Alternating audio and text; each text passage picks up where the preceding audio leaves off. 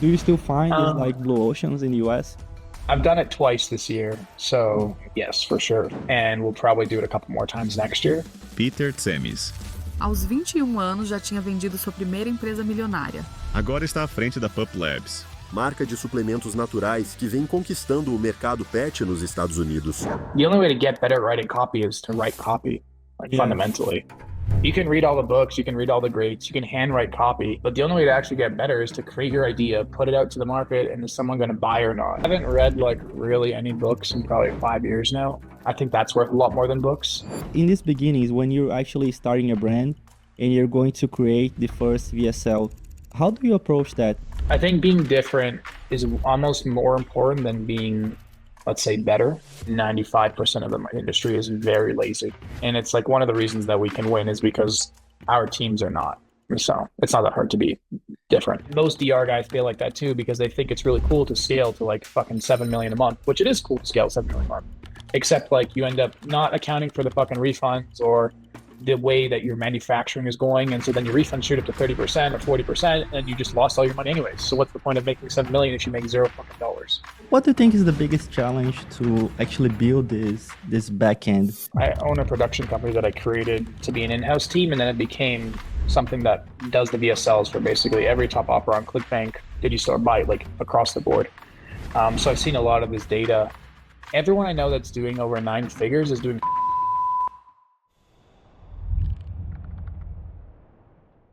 Fala pessoal, sejam bem-vindos a mais um episódio do podcast Segredos da Escala, que é o podcast do VTurb. Caso tu não conheça o podcast Segredos da Escala, a gente traz pessoas aqui que já escalaram suas ofertas, já escalaram seus negócios, para que tu que está em casa assistindo aqui o podcast consiga pegar uma, duas, às vezes 3 dicas, caso, na hipótese do podcast ser bom, aplicar no teu negócio e escalar ele também. Esse podcast aqui, ele foi criado pelo VTurb, que é uma empresa que eu fundei, e se tu não conhece o VTurb, nós somos uma hospedagem de vídeos 100% focada em vídeos de vendas. Então, se tu tem um vídeo de vendas, tu precisa hospedar ele no VTurb, o teu vídeo vai vender muito mais do que se estivesse hospedado em qualquer outro lugar, não só do Brasil, tá? Mas do mundo. E é por isso que hoje as maiores empresas do mundo de marketing direto usam o VTurb e confiam na nossa tecnologia, que é uma tecnologia brasileira, para aumentar a conversão dos seus vídeos de vendas. Então, se tu ainda não é cliente do VTurb e gostaria de testar, tem esse QR Code aí na tela que tu vai ter 14 dias de graça para testar o VTurb, sem falar também em 15% de desconto durante 2 meses, assim que tu se tornar cliente. Ou então é só clicar no primeiro link aí da descrição aqui desse podcast, que também vai estar lá essa promoção, beleza? Mas agora, sem mais delongas, bora pro nosso episódio. So first of all, for the few people that don't know you, I know that you have like maybe 10 or 8 podcasts on YouTube. I was watching some of them. But for the few people that don't know you in the direct marketing community, could you please just tell us a little bit of what have you done and what you're doing right now so people can, know your qualifications, know what you're good at? Yeah. Do you want me to include any numbers or anything, or you kind of just want a general background of? Yeah, if you can include numbers, I think it's better. But I mean, it's up to you because at the end of the day, it's your business, so you decide. Yeah. Let's see. I started probably like 2014, 2015 when I was still in university. I was studying biology at the time, and I do have a biology degree, so I'm no marketing background or anything. And I wanted to work online. I went to this event by a guy named Alex Morocco, or people know him as Jason Capital, and he taught me a bunch of skills in copywriting, how to build offers on the internet. And so I went back and tried to build my first offer while still in school, launched it, and I made about $8 in the first year. So it was a pretty bad launch. Yeah. And then I went back to the drawing board, started to understand more about copy and how important that is versus the actual product, because I had focused on the product in the beginning, not the actual marketing piece. Yeah. And then I went back, remarketed it, did a couple grand in sales. And then in my final year of uni, I launched a third product called anabolic stretching about a week before my finals. And that thing just took off and started doing hundreds of sales a day, pretty much overnight. Awesome. I was making more money than professors very fast. And that launched like my entire kind of internet marketing career. I built that business up to 7 figures, multiple 7 figures when I was 21. And then I sold it to a buddy of mine. And I took some time off, did some SEO stuff. And then I did some freelance copy for a company named Traffic and Funnels, where I helped scale one of their offers inbound closer to about 2 million a month for about 18 months straight, which was a really fun time. I learned a lot. I was the key guy behind all the split tests, working alongside my buddy Rob. Um, and that's where I pretty much got a master class in cold traffic, and business building and acquisition and everything else across Facebook, YouTube, native, whatever.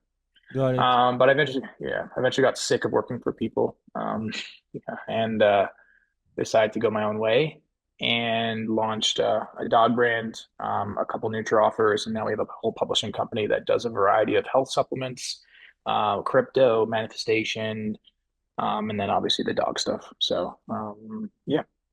Yeah. It's pretty cool. You actually managed to sell your company, like the anabolic stretching. Yeah, yeah, long time ago. It wasn't for that much money, but it was cool and I was so done. I mean, I was 21 and the business was built around like 45 plus year old men, and I was like, I did not want to deal with these guys' issues. Yeah. So I got out. Yeah. But that's crazy because, when you create an offer, most guys they just like do it for the cash flow. You Yeah. actually manage to exit the business. Yeah. How did you do that? Do you think that like you built it to sell from scratch, like your how No, did you no, manage to do it? I didn't know what I was doing, man. I just built it to make money. Like I was a 20-year-old kid learning internet marketing without like any mentorship. It was just like this business is running, it's making money. All right, so I need like an Aweber account. All right, I got to write my own emails now. I got to code my own sales page. Like I took Photoshop class and coding class so I could learn how to code sales pages because this was before ClickFunnels Yeah, and stuff. And so I was just learning on the fly.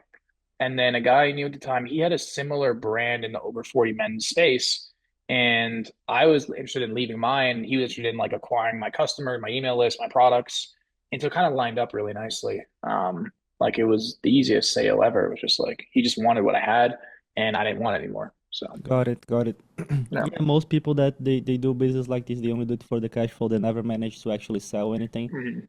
I had Yeah. this company here in Brazil. It's like a skincare company because I had like a Mhm. Brazilian golden hippo. So I had like Nice. this copy team, traffic team, and lots of brands. Yeah. But at the end of the day, I didn't manage to sell any of them. Actually, I gave up. I decided to, create Viterb. But that's really great Mhm. that you managed to do it. I mean, you had a little bit of luck, right? Some guy found you. For sure. Yeah. Yeah. And you said that when you went to this traffic and funnels company, you actually got Mhm. like your black belt in cold traffic and that kind of stuff. For sure. And what do you think that they taught you that made you like this black belt? And do you think there's a path that other people should Mhm. follow to actually be able to Yeah. have this black belt? Yeah, I don't think that it was them that taught me anything. I think it was just access to all the data that I was getting, right? Like we had an offer that was scaling, multiple million dollars a month, and every split test was done by me. Every ad idea, like every single like piece of that funnel, upsells, downsells, cross sells. And so I just got all that data 24/7. And so everything I wrote got tested and told me like, all right, this is the kind of writing that works, and this is the kind of writing that doesn't. This is the kind Yeah, of video editing that works. These are the kind of sounds that work on the ads. And it was just constant data for 18 months straight. And it was during the pandemic, right? So all I was doing was working basically.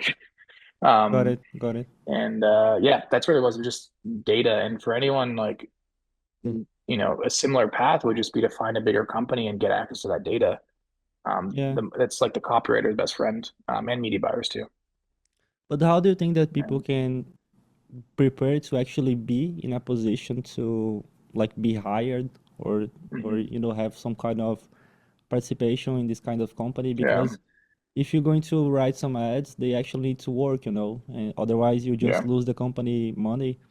Do you think that Yeah. people should start learning more traffic or learning copywriting or maybe both? I don't know. I think copy and creativity is probably the strongest suits. And then you should just take a low paying job at one of these companies and kind of either work your way up, um, or kind of, I hate using the word weasel, but like find a way to put yourself in that position. Like it's Yeah, the only way to do it. Even if that means like working for free or working for a low salary, because that data is worth 1,000 times more than the 10 or 20K a month that they pay you out of the gate. Like it really is not. It's worth so much more than that. yeah. You learn so much. But how do you think that they should approach, let's say, copy in the beginning? Because there is Hmm. a path, like, for example, you can study all the copywriting classics, like, Yeah. I don't know, Eugene Schwartz, this kind of guys. Or you Yeah. can just, like, maybe buy an info product today and study it. Hmm. There are some really cool info products. I think that you have one, right? I think it's called I have a couple. Spellbound Yeah. Storytelling, something like Yeah. that. Yeah. Yeah. Yeah. I Yeah. think I saw your sales page. So, what do you think is the path like to achieve this mastery in copywriting? Maybe the easiest one. Man, it's tough now, right? Like I still think it's going to work for a company, even if it's a newbie, like get a beginner copywriting job. Like the only way to get better at writing copy is to write copy, like Yeah, fundamentally. You can read all the books, you can read all the grades, you can handwrite copy, but the only way to actually get better is to create your idea, put it out to the market, and is someone going to buy or not? That's the only way to get better. It's yeah, like if I went to go pick up girls, I can read about picking up girls, or I can actually just go talk to them, yeah. Of course, right? yeah. And figure out what they like and what they don't like. I mean, it's the Yeah, same that's shit. true. So That's yeah, true. Yeah. yeah. Well, to be honest, there's one thing that I would recommend is if someone is starting out in copy, which is to at least maybe just see what's working now. Because if you see, hey, like the copy that is working now is like a video sales letter that has like 7,000 words and has this kind of mechanism with this kind of lead, maybe it's better to actually just do something that's maybe like that, not copy it, but Hmm.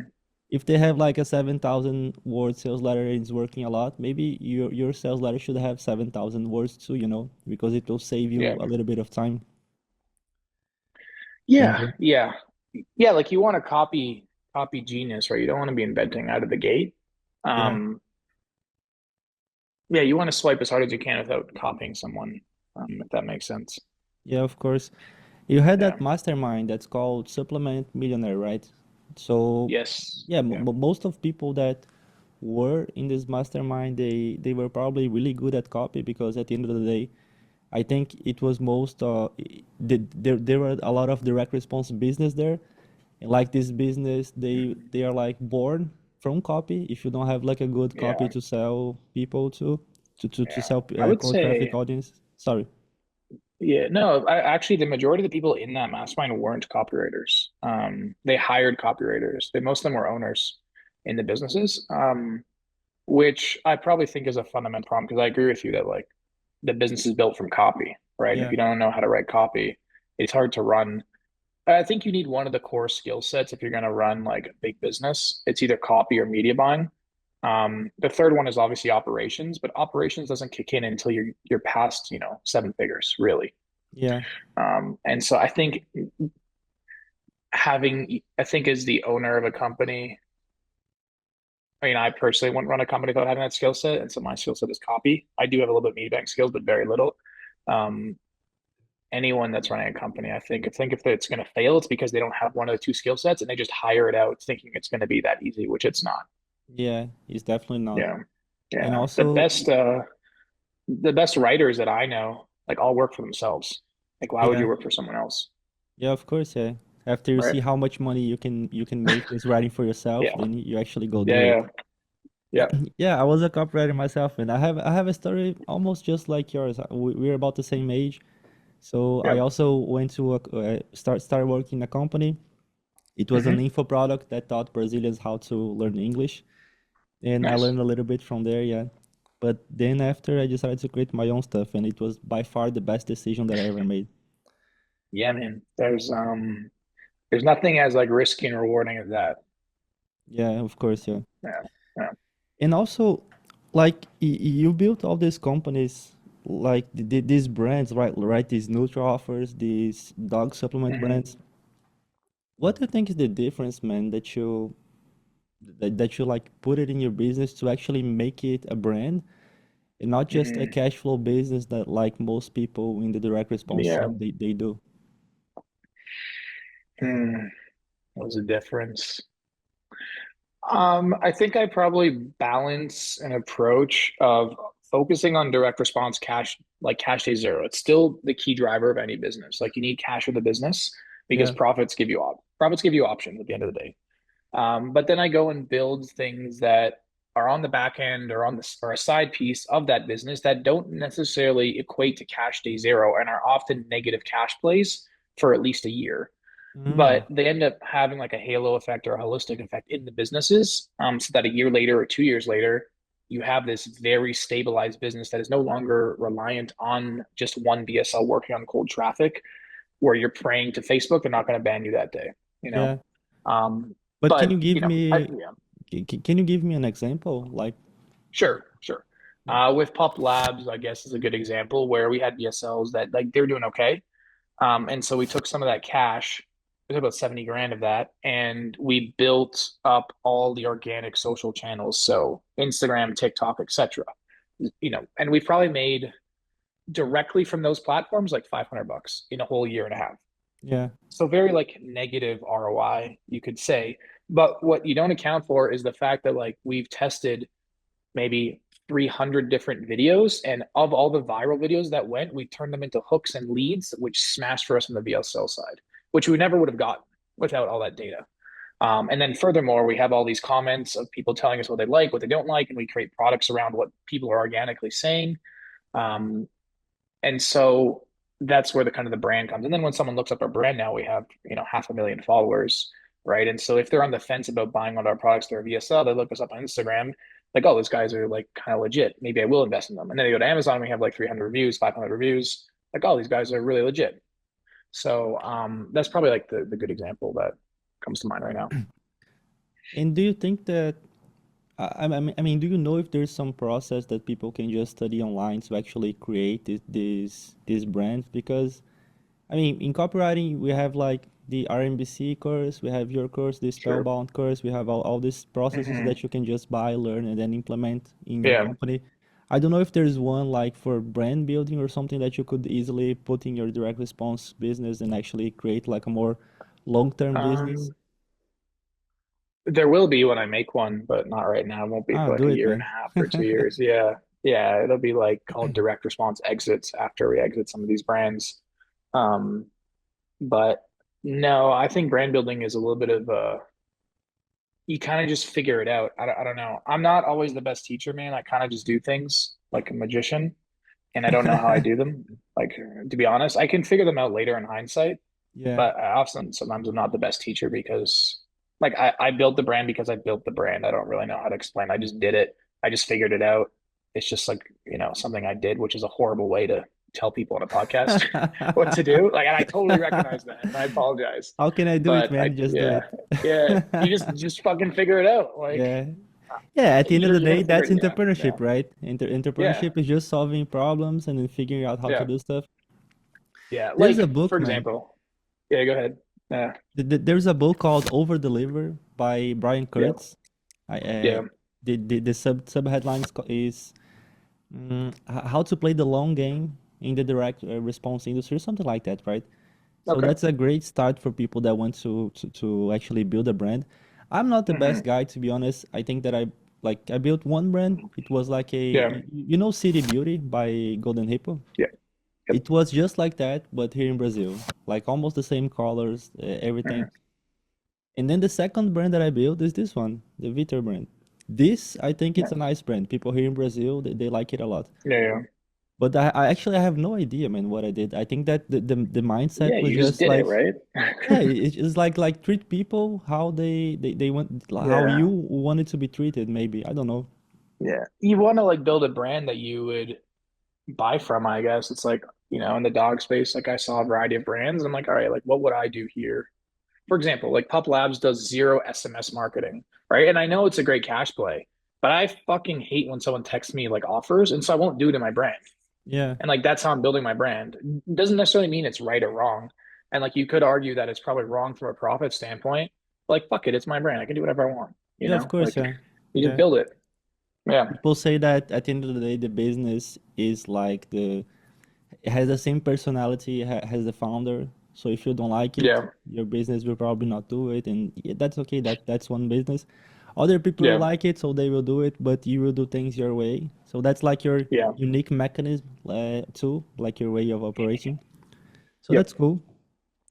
And Yeah. also, like, when you start out, right, you're basically Hmm. yourself just writing copy, and then you can Hmm. create like the first maybe VSL or the first direct marketing campaign, the first acquisition framework to get people to buy your stuff. And after you start to scaling, you start to hiring more people. Hmm. But like in these beginnings, when you're actually starting a brand and you're going to create the first VSL, how do you approach that, man? What's like the first step that you do when you think, oh, Hmm. I'm going to create like a new, let's say a collagen Yeah, brand or a skincare brand. sure. How do you approach this like creativity process to actually create the sales message? Yeah, I would probably say I kind of just start with the question, which is like, how can I be different at every single level of the sales process? So from Mm, the product level, from the marketing level, from the back end level, from the front end facing brand, from my spokesperson, like how can I be just a little bit different than everyone else in the market? If not just like positioned a little bit better. Whether that's like increased pricing, whether my doctor is famous, whether my collagen has 5 types of collagen instead of 4 or 3, whether it has a new type of collagen, or maybe it has like a unique ingredient that no one else has seen before because I yeah. renamed it something in my marketing book. Um, I think being different is almost more important than being, let's say, better Mm, in the market. Like, because people, for example, my mom loves cooking, right? And she'll buy tons of cookbooks. So there's no competition. Like my mom's going to buy a cookbook from person A, B, C, D, E. She has like 30 cookbooks from 30 different people. Those people might see each other's competitors, but my mom is the customer and she's bought from everyone. But and yeah. supplements are the same, man. Like someone who's buying weight loss pill from me is going to buy from 10 of other of my friends who own weight loss brands. So there's no competition. It's just how am I different? How can I rent that customer for the 6 months or 12 months or whatever, and then he'll move on to the next brand. Obviously, the goal is like with the branding plays is to keep them in your ecosystem, and it becomes a bit different than direct response, right? I don't want Yeah. them going to other competitors. And that's where it becomes like product innovation, where you have a hero funnel and you have other supporting funnels where it's like you look at your competitors, what they're selling, and you just basically knock them off and make better mousetraps. And so when someone tries to go buy a competitor, you just offer them a better mousetrap. Yeah, yeah, got it. Yeah.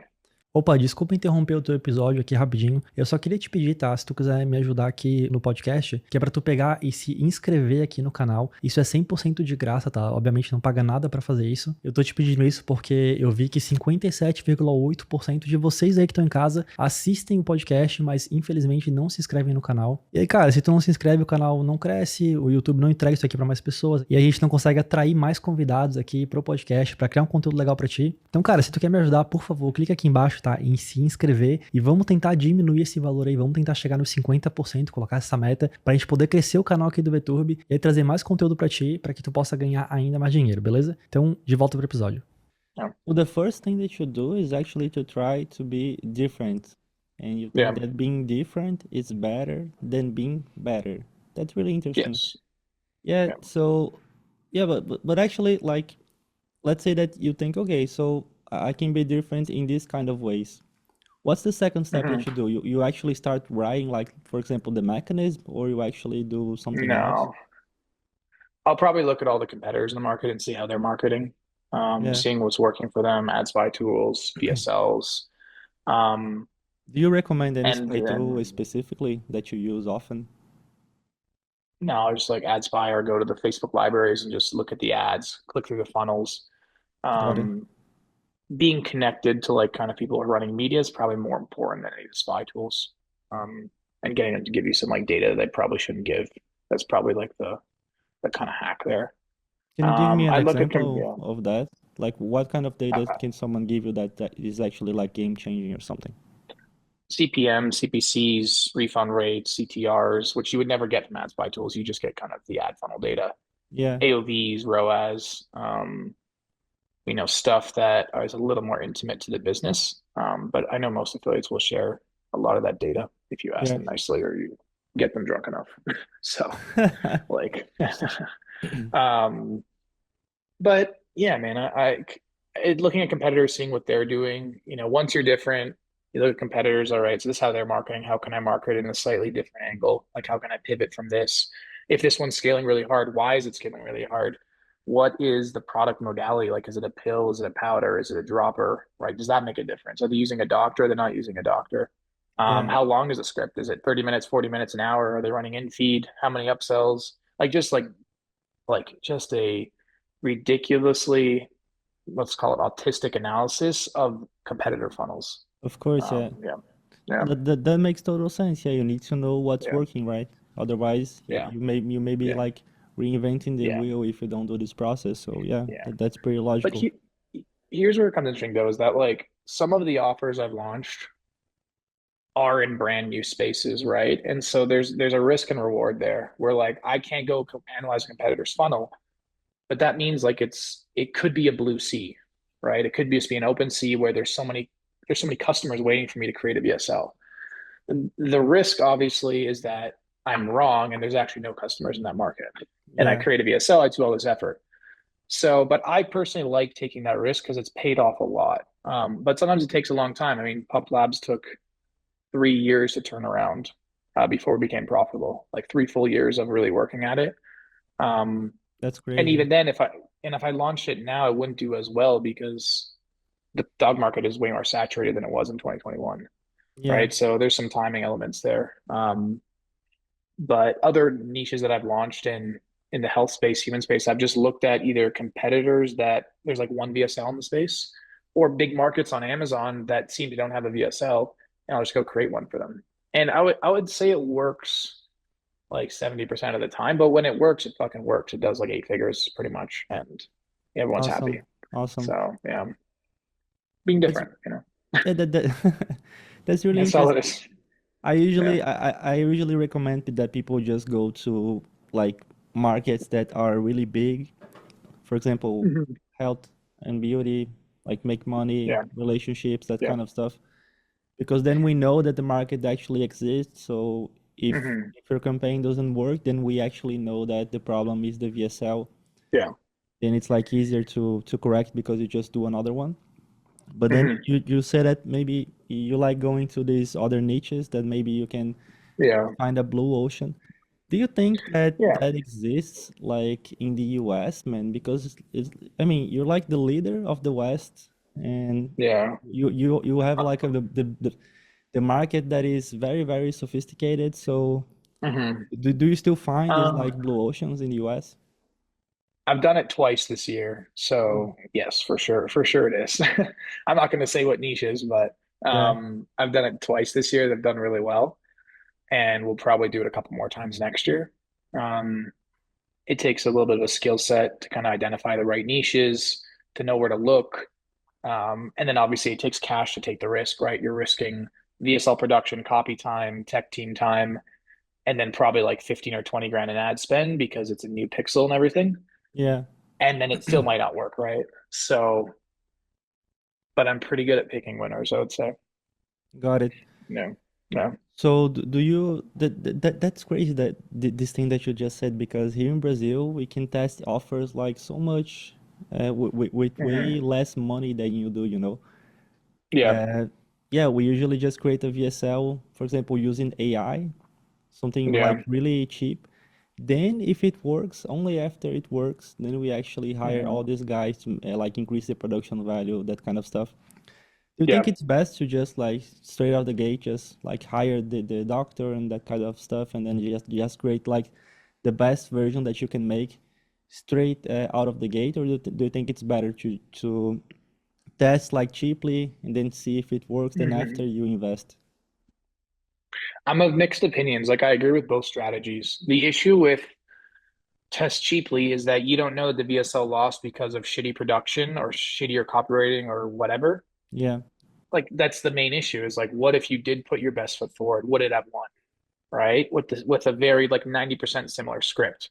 On the other hand, like you taking a cash risk, obviously like pumping out a VSL that costs, 20 grand to produce and everything. So, but if I'm a betting man, which I am, like I'll bet on losing money every day because like eventually I'm gonna win. Eventually I'm gonna win. And the yeah, winner's out is, they smash the lose out of the 80. Even if I lose, let's say I lose like 20 VSLs in a row, and so that's 400K at 20 a pop, the 21st VSL, if it wins, like, and it does 8 figures, like all that gets erased overnight. yeah, makes sense. Yeah, that's true. Yeah. So when you're starting out, I would say test cheaply. And then as soon as you can test like full production aggressively, I would just try to go that route. When you're willing to lose cash, How much is the conversion increase from like a cheap version and a full production version? it could be double. Like it can be more than that sometimes, Oh my especially on God. like the back end AOV, and then obviously brand building effects of it, right? If you're looking to build brands, like starting off with a really shitty VSL, and if it's scaled, the thing too is like if it starts to scale out of the gate, a lot of people get lazy and they're just like, fuck it, I'm just gonna leave it as is. But Yeah, then of you miss course, out on yeah. so much opportunity, right? Like, because I get it. I mean, like you can leave a PowerPoint VSL if it's smashing. Why would you touch it? It's Yeah. printing you money.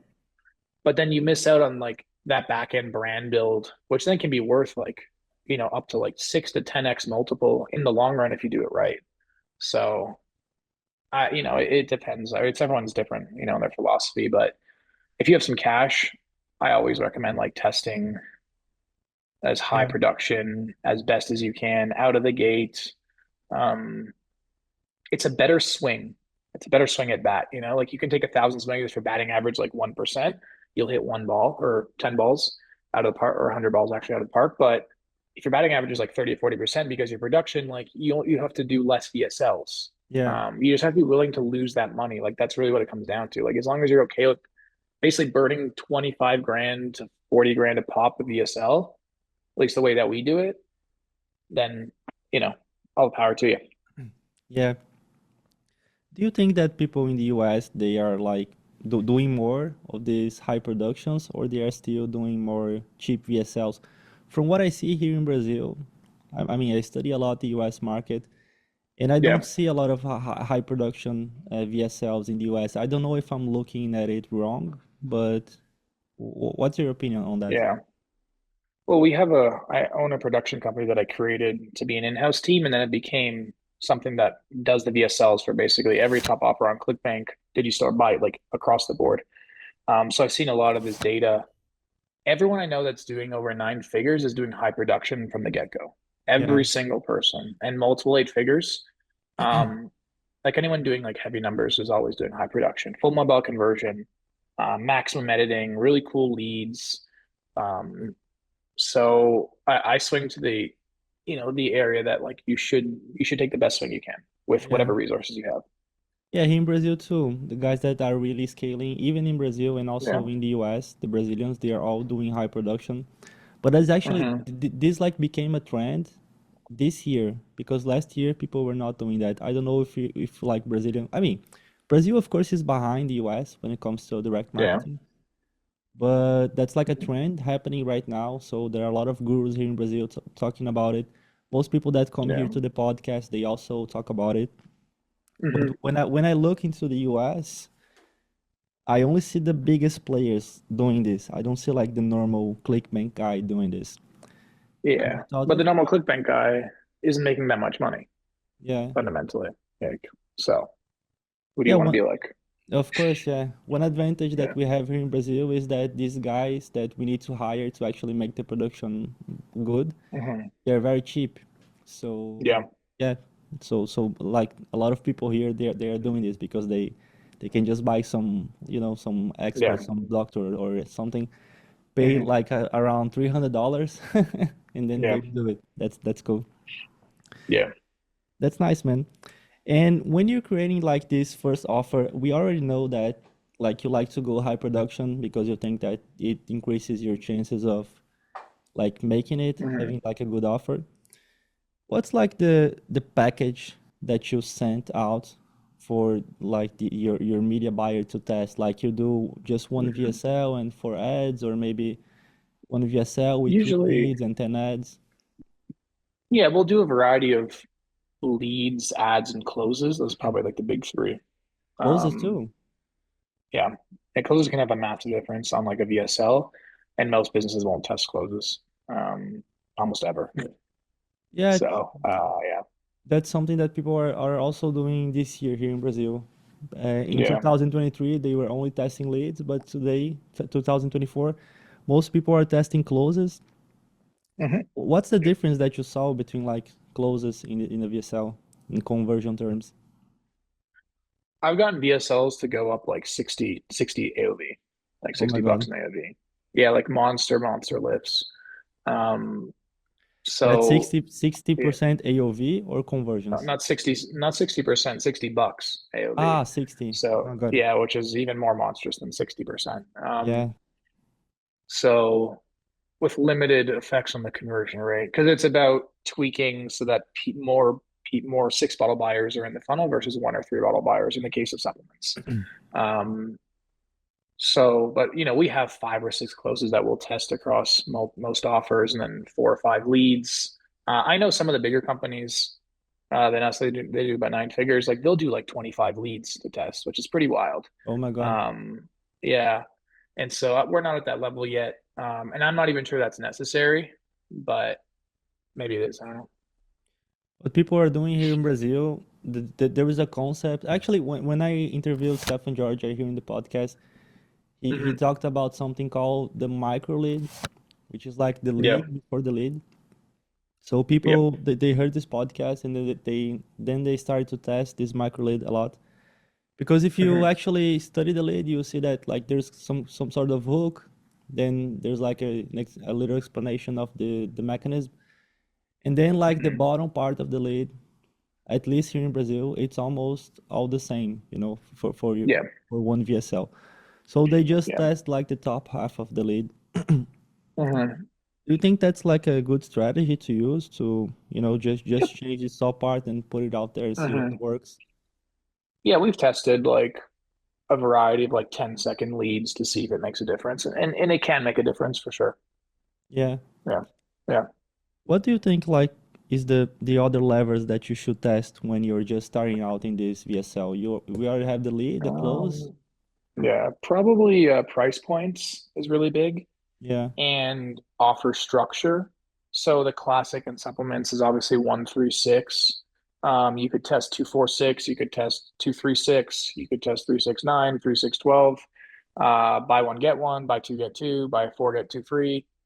So a variety of different offer structures is probably really important to test too, because some people, depending on the niche, respond to different things. Like if you're selling 136 and then I sell one, buy two, get one, buy four, get two, it's the same fucking thing. I'm still selling six bottles, just positioned differently, Yeah. right? Yeah. So yeah. There's a website called Bensivenga Bullets. It's by a guy named Yeah. Gary Bensivenga. Maybe you know it, right? Yeah. And there he says which offer converts more, 50% half or buy one, get one. And he Yeah. always says that buy one, get one free converts better. Then he always recommend this kind of Yep. offer.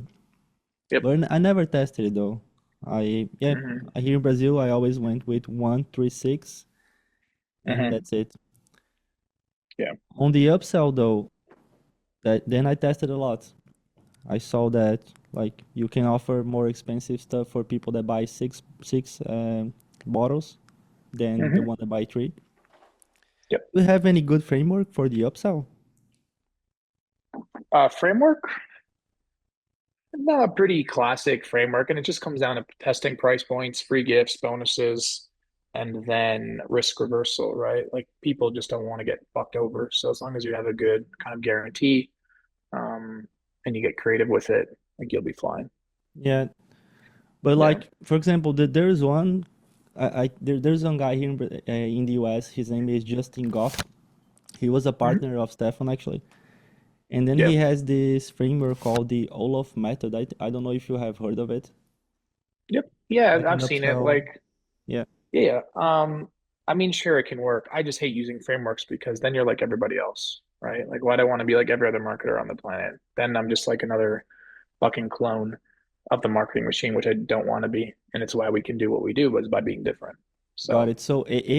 every campaign you just approach like from scratch, brand new. Yeah. You don't use any frameworks.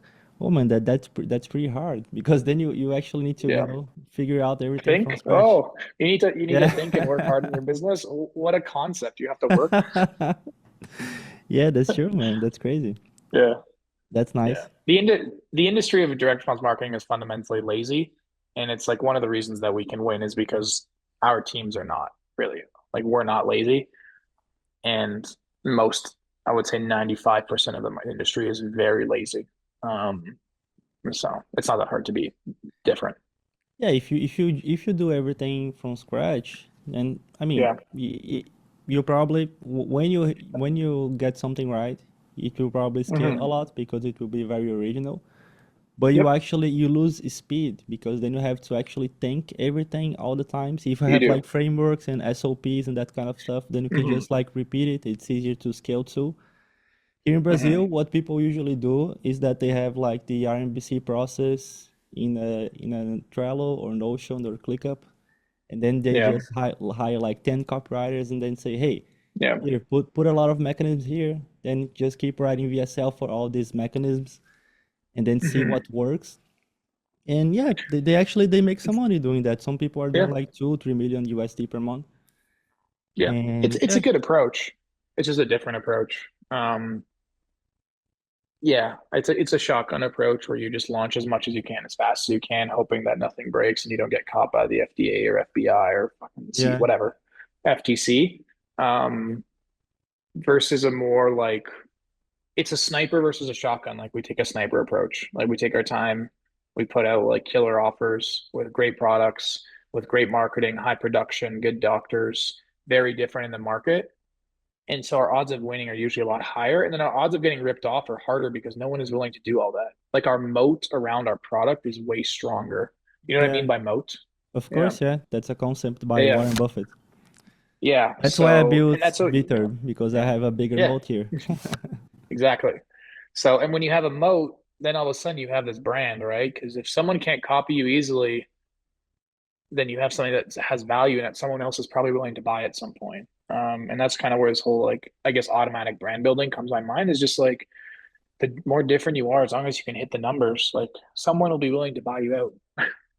Yeah, exactly. Yeah. That was actually what I was going to say because if you like take this approach to create a lot of stuff, it's hard to Yeah. actually build a brand because then you just don't have the time, or maybe you will create something that is not congruent with your brand.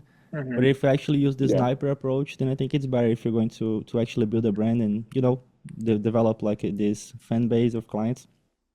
Yep. For sure. Yeah, so after let's say that we use this approach, this sniper approach, and we have the high production, then we test some leads, we test closes because we see that these are the levers that actually like can increase conversions. Then we put Hmm. it out there, like it works, we start making some money. What's Yeah. the other system that you're going to implement in this business? Like you start to, I don't know, you create the back end of the business or you Hmm. like build like a sales team to actually call people and offer more, or how do you do it? What do you do actually? Yeah, like once we have winning VSL, we'll just build all the back end or side end pieces, Amazon, Shopify, TikTok, Instagram, phone sales teams, email teams, like all the pieces that support the business, right? And so then it doesn't become like this one trick pony where you have like a business on top of one leg. It's like four or five legs holding the business up. So if you lose a leg, let's say like Facebook goes down, the business is still going strong, right? And then it Yeah, becomes stable. It becomes something that makes money 24/7, 365, is less affected by seasonal changes like holidays, elections. Um, you have a real thing going, right? yeah. And that's very valuable in today's world because most people are like in and out within 12 months, if not like 8 months, right? Why And there's don't nothing wrong you with that. Yeah, why don't you go to another traffic source, for example, if you're running Facebook, why don't you we do. just go to Yeah, we YouTube? do. Yep. Yeah, we do that too. It's just part of like, I guess the side version of, we'll start on Facebook or YouTube and then we'll go, TikTok, TikTok Shop, App Lovin, Instagram, Snapchat, native, obviously, and then a variety of other traffic. Like there's a lot of different pieces. I've got like a whole whiteboard of shit over there, which I'm not going to show, but Yeah. yeah, yeah, That's cool. Yeah, here yeah, in Brazil, what people do is it depends on the business, right? If they're building yeah, something like long term, they actually build a backend after because they yeah, want to like get all these clients from the VSL and actually treat them right, so they buy more. But if mhm, they don't care about that, if they just want to make money, then they start to just go to other traffic sources yeah, because they don't want people to copy them. So they want to yeah, scale as fast as possible because then mhm, otherwise, if they don't do that, people just copy them, rip them off, and yeah. then Well, they're that's where it fucked. becomes like different, right? So if you have a different product, it's harder to copy, right? I Like mean, if it's you have very harder, different, yeah, but if you're making like millions, people will figure it out, you know. They will call the industry, say, hey, this guy is doing this Yeah. kind of products. Can you do it? Yeah. At least here in Brazil, shit's crazy, you know. Yeah. People will copy Yeah. you, either you like it or not. Yeah. Yeah. Yeah. Supplements can be tough sometimes, but you know, that's what lawyers are for. So I've sent out my fair share of cease and desist letters. But does Yeah. does it actually work in the US? Like if someone copies you, can you actually take it down, or they will just Well, run it there's and make money and that's it? other ways to like take people down than just cease and desist letters, right? There's having good connections at Facebook or Instagram and getting accounts shut down. Like there is DMCA removals, there is IP infringement cases. Like there's so many ways to go after people if they're kind of fucking with you. Yeah. Um, because the thing is, it's not that hard to be like, you don't need to rip someone off. You just need to like be a little bit different. And then all of a sudden, all those cases go away, right? Yeah. But people are so lazy that they just fucking rip someone. And then it's just easy for, you know, the team of lawyers or the connects just to slap them, right? But that's because people are lazy. Like fundamentally, like no one should really copy each other. Like you can copy them 95%, but that 5% difference is kind of what makes a VSL scale or not anyways. So Got it. Got it. yeah. And to you, it must be even easier to take it down since you are like a descendant from Alexander the Great. So That's true. We people, got some warrior blood. yeah, people will True never story. mess with True you. story. Yeah. That's nice, man. Opa, desculpa interromper aqui o teu podcast, tá? Eu só queria te dar uma mensagem aqui super rápida. Cara, se tu tem um vídeo de vendas, então tu precisa hospedar esse vídeo aqui no VTurb. O VTurb é não só a melhor hospedagem de vídeo de vendas do Brasil, mas também do mundo inteiro, e ele vai, sem dúvida alguma, aumentar a tua conversão. Então tem o link, tá? Aqui embaixo nos comentários aqui, e aí tu pode ir ali, clicar ali e já criar tua conta do VTurb. Tu vai receber daí um treinamento pra tu fazer isso, e tu vai poder aumentar a conversão do teu vídeo de vendas ainda hoje, tá, pessoal? Então, cara, clica aqui embaixo, faça tua conta no VTurb e te espero lá. Valeu e bom podcast. So, like, what do you think is the biggest challenge to actually build this back end to, you know, make people buy more, to actually build a brand? Because like grow a social media, I think it's easy. No, You it's just easy, like, yeah. yeah, you just like put money there, like post stuff. Then I mean, Mhm. maybe it's not that efficient, but it will grow, right? You just post stuff, Yeah. people will follow it. But the back end, I see it has like it has like a performance side, just like the VSL. It actually needs to work properly. Each email that you send needs to work. Do you have some Mhm. tips on that, on how to build like a quality backend that actually works, actually make money? Mhm. I think it comes down to like proper team building is really what it is. It's finding the right partners and people to put in the right places, and then executing each piece at the right time. There's a lot of businesses that go broke between these stages of like doing really well and then trying to expand because they fuck up their cash flow or they make too many bad decisions or they can't manage all the pieces in the business because they're just in like some version of survival mode. They never kind of grew out of that because a lot of businesses, once they become cash positive, are no longer surviving, right? They're no longer in the startup phase. They're in like the thriving mode, but trying to hammer a variety of different traffic channels and then building out like phone sales teams, et cetera, all at once will fuck up your business even more because you're not operating at the way the business needs, which is you need it to thrive, which means one thing at a time, piece by piece. Yeah. Like you're building a real thing, not let's just fucking rush and try to just explode the business and try to go to 10, 20 million a month overnight. I've seen so many businesses, like hundreds of businesses fail like that. And most DR guys fail like that too, because they think it's really cool to scale to like fucking 7 million a month, which it is cool to scale 7 million a month, except like you end up not accounting for the fucking refunds or the way that your manufacturing is going. And so then your refunds shoot up to 30% or 40%, and then you just lost all your money anyways. So what's the point of making 7 million if you make zero fucking dollars? Yeah, You know, so of course, yeah. yeah, it's like a chess game, right? Like you want to move pieces ahead of time so you can set up like the checkmate. Like you don't want to just try to rush the king right away. It's too obvious. Yeah, got it. Yeah. Well, we can talk about all this marketing stuff, the copy, media buying, hmm and this is very important in the direct response Yeah. business. I mean, it's the foundation of it. But from what you're saying right now, it looks like you actually know like a lot more. You actually know like business, like this skill of actually creating a company strategy. Where Yeah. have you learned that, man? Do you think that there's some book that people can read to actually be business savvy, you know? Or No. There's how no do you? there's no book, bro. It's just like like anything else, you have to go try to build businesses and fuck up enough times until you figure it out. It's like trial by fire. It's the only way to learn. You learn copy by writing copy and getting data. Like you learn to pick up girls by going to pick up girl or trying to pick up girls. You learn fucking dancing not by watching dance videos or reading how to dance. Like you have to fucking dance like hours and hours and hours on end. You have to fuck up and like miss a step, miss a turn, fall down, get back up and try again. And like business is no different. Like you just have to launch business after business, bro. The amount of businesses I have fucked up on in the past 11 years is absurd. It is truly like I could give you pages of businesses that I tried to launch and failed or launched and failed or lost $50,000, $100,000. Nice. But those weren't losses. They were just lessons at the end of the day. And then they all applied to every new business. And then eventually you only need to be right fucking one time, man, to make a shit ton of money in business. Like one Got it. time. Yeah, That's it. if you get it right one time, it pays for all the Yeah. others, right? Of course. Times 10. Yeah. So So, you gotta try. so at the end of the day, you don't consume a lot of content, like you don't read a lot of books. You just do Not it and that's anymore. it.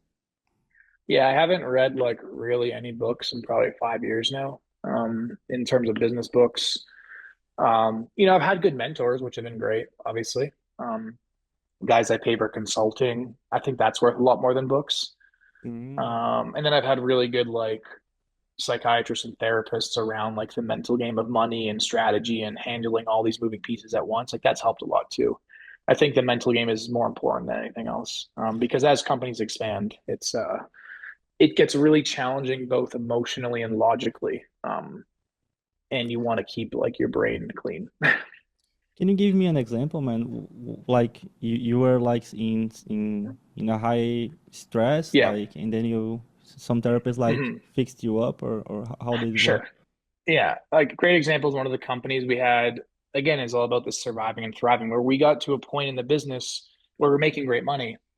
And I was just trying to hammer a variety of different things where building new teams, bringing on new partners, expanding to different traffic platforms all at once because I was like in this mode of survival because fundamentally entrepreneurs are built out of survival. And so I was just operating at 24/7, 365, even though the business was fucking fine. But then the business started to go like this because it couldn't handle everything at once and I couldn't handle it. It also didn't need it. And so I worked with like my coach on it. And it was just a reframe around surviving versus thriving and went back and pulled some pieces and we moved a lot slower for a couple months, but then we took off again. Yeah, Instead of trying to go as fast as we can. We ended up going faster and farther as a result, but that's by not operating at that level of survival anymore, which is not necessary. got it. So But this yeah. coach, that's like a life coach, or it's like a psychologist, or who's He's this a professional? psychologist. He's one of his name is Brent Charlton. He's one of like the biggest like coaches in the world around some of this stuff. He's coached some of the biggest direct response guys, Wall Street, Shopify, Starbucks, like celebrities. Um, yeah, the best investment I ever made for sure. That's awesome. Sorry, what's the Yeah. name again? You said Ben Charlton. Brent Charlton. Brent. Okay, got it. Yeah. I think I heard of him. Yeah. He was That's He was awesome. Justin Goff's coach for a while. He worked with a bunch of other guys too. Yeah. So you think that's a very like good investment for people to do, to hire someone like this, so they can be more clear in Yes. their actions? As soon as they can afford it, I would definitely look into like fixing up what's going on like in your head and your heart Yeah, because it'll fuck up your business and your life as well. yeah, of course. So, What do you mean by afford it? Like how expensive is like a professional like this? it could be as low as like 10 to 20 grand a year or as high as like multiple six figures a year. Really depends on the level of talent and like where you're at and what's going on and Yeah. upside and yeah. Do you think one that charges you 20K a year is still worth it? Or maybe, I don't know. So some people may like have a fear of giving your Mhm. information to someone that is not qualified, and then they maybe will give you Yeah, some bad advice and that kind of stuff. There true. are a lot of Um, charlatans out there, right? yeah, like there's a lot of people who are not qualified to do what you do, and that's kind of where the kind of referral system comes in, and where like your own picking of the right person needs to come in, right? Like I just wouldn't give my money to anyone. Like I gave my money to a guy who was already proven in both a variety of niches who had like a track record and who worked with people that I actually knew personally, you know? Got it. So yeah, That's awesome, man. yeah, I will look into him. Maybe I'll hire him if he will have me. I don't know. yeah. I think he's got a year or two long waiting list, but Oh my he's God. great. Yeah. Yeah, so I'll probably not hire him soon. Yeah. That's cool. Well, I really like this approach of you to just do it and then see what works, see what sticks, and then keep doing it. You Yeah. know something crazy? You have 30, right? 30 years old. Yeah. I just turned 30 a couple Yeah, weeks that's ago. nice. Oh, Yeah, me too, man. yeah. So, Nice. yeah, this new phase of life. But one thing that is really, really cool is that I'm actually quite the opposite of you. I had like almost the Yeah. same story. I started my business in college too. I did mechanical engineering. But man, Nice. I just love books. I read so many books, man. Yeah. I From used to. I used to. Like I'll give you that. I read for years, probably until I was about 26 or 27. yeah, And then I just like one day I was like, I'm just gonna, and I still read fuck from it. time to time, but yeah, I just like, let me just do it and learn from there and hire mentors and consultants who will teach me more in an hour than I will read from spending 10 hours reading a book, likely. Books have their value, especially like some timeless pieces, but especially in the beginning, right? But as soon as you can afford to pay for consulting and mentorship, like you'll get way more out of that than you will out of books. You move way faster. Yeah, I agree, man. I think I should do more of that to hire more Yeah. consultants. I think it's really, really good. Yeah. Sometimes we don't know what to do to actually grow the business, like what levers Yeah. should we pull. So Hmm. that's why I like books because then like I have this new input that they can just Yeah. give me, and then I can just take this input and say, hey, this makes sense or not, and then maybe apply it. But when I have like a specific problem that I need to solve, then Yeah. sometimes I go to this consulting like way because then I can Yeah. actually solve the problem faster. So I think it's better. So Peter, I have one more thing to ask you. You have this Hmm. blog, right? Beat Your Control. And it's a really cool Hmm. blog. Guys, if you're listening to this here in Brazil, you should check out his blog, beatyourcontrol.com. Is that right? The name of Yep. the website? Yeah, yeah, be your It will control. Yep. appear here on the screen and it will also be in Hmm. the description so you can go there. Why did you create this blog? So I created it years ago because we were running so much split test at Traffic and Funnels. I wanted like a diary of what the fuck we were doing. That's really why I created it. That's literally like that's the real reason. And then some people started loving the blog. And then I put out this post one year that was ranking copywriters. And it ranked like 30 of the best copywriters. And the whole blog blew up. And I became this person that like had authority all of a sudden. And then it became this kind of split test resource. And that's what it's been mostly. It's just for me to go back because I learned a lot from my own blogs. I'll go back to my 2021 resources and retest all those things that I fucking forgot about, but Yeah. they're just sitting there. And so it's like my own split test Bible, I guess. And it's public and people can, I don't share everything on there, but I share a good amount. No, it's awesome. It's a really good resource. Yeah. And one crazy thing is that before we met in Budapest, I actually saw your blog before. I saw that Yeah. you're like price points, combinations, how Hmm. to like maximize your AOV. And then I Yeah. applied all of that. I actually made money from that, but I didn't know it Nice. was you, man. If I knew it Yeah. was you, I would actually give you a hug and Yeah. say, "Hey, man, thank you. You made me so much Yeah, money." dude. Just buy me some steak in Florianopolis when I come down and we're good. Man, you have no idea how well treated you're going to be when you come to Floripa. Yeah. Yeah, I'm excited. just let me know, then you'll Yeah, yeah, see. of Yeah, course. but if you're listening in the audience, and I really recommend you check out beatyourcontrol.com. Then you can just like copy the split test there, apply to your Hmm. funnel, see if it works. It probably Yeah. will. I don't see it not working, but I'll always test it. Yeah, always test. And yeah, and man, are you active in any social media like YouTube or Instagram or something that people can follow you, interact with you? Not really. I mean, you can follow me on Instagram, or Twitter, I guess, but I kind of just play in my own little world now, and I don't really Yeah. talk to people. I got my teams, but yeah, I'm on Instagram, I'm on Twitter. So, but the blog is the best way to reach out to me. There's my emails on there. You guys can always email me. So, Okay, what's your Instagram? yeah, just my name. So Peter Zemis. Yeah, Peter Zemis. All right, Peter Tzemis. Yeah. It will appear on the screen, guys. So if you like the podcast, please comment below. Say what you like, what you don't like. If you think there's something that I can improve besides my English, I already know that. So just say in the comments. And Peter, thank you so much for being here. Thanks, man. Thanks for having me. I'm excited. I'm excited to do this in person. So Yeah, we will. Cara, muito obrigado aí por ter assistido aqui mais um episódio de Segredos da Escala. Se tu gostou do episódio, não se esquece, tá? De curtir aqui esse episódio, de se inscrever no canal do VTurb pra tu receber aí mais episódios aí na tua caixa de entrada. Isso é muito importante pra gente e se tu fizer isso, eu te garanto, tá? Que eu vou trazer os melhores convidados aqui pra passar conteúdo pra ti, beleza? E se tu tá procurando aí mais episódios aí pra assistir, cara, eu vou deixar 2 episódios aqui, tá? Em algum lugar aqui da tela aqui, dos Segredos da Escala pra tu ver. Então clica ali, vê eles, tá? Assiste também, vale a pena. Grande abraço e até mais.